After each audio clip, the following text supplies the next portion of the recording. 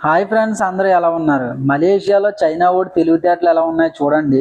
యాక్చువల్‌గా ఏం జరిగిందంటే మేము చేస్తున్న వేర్ హౌస్‌లోని బ్యాక్ సైడ్ వచ్చేసి ఫ్లోర్ అంతా అయితే చాలా డ్యామేజ్ అయింది. ఈ ఫ్లోరు సరిగ్గా లేకపోతే ఏంటంటే వెహికల్స్ అయితే డ్రైవ్ చేయలేం. చూసారు కదా ఫ్లోర్ ఎలా ఉందో, చాలా వరస్ట్‌గా అయితే తయారైంది. యాక్చువల్‌గా ఏ కంపెనీలో అయినా సరే 1 ఇయర్‌కి ఒకసారి ఫ్లోర్ అయితే పాలిష్ అయితే చేయిస్తారు. ఎందుకంటే ఇదొచ్చేసి ఫ్లోర్ వచ్చేసి మన ఇంట్లో గచ్చులు ఎలా ఉంటాయో అలా అయితే స్మూత్‌గా ఉండాలి. అప్పుడే వెహికల్స్ అయితే డ్రైవ్ చేయగలం. ఎందుకంటే ఇలా లేకపోవడం వల్ల ఏం జరుగుద్దంటే ఐటెమ్స్ గట్టా రిసీవ్ చేసుకున్నప్పుడు ఏదైనా పడిపోయినట్లయితే చాలా మట్టుకు డ్యామేజ్ అయితే అవుతాయి. అందుకని చెప్పేసి ఇమ్మీడియేట్‌గా అయితే ఇన్ఫార్మ్ చేయడం వల్ల ఏం జరిగిందంటే ఫ్లోర్ మేనేజర్ వచ్చేసి కంప్లెయింట్ చేశాడు. కంప్లెయింట్ చేస్తే ఎమ్మటనే అయితే వచ్చాడు.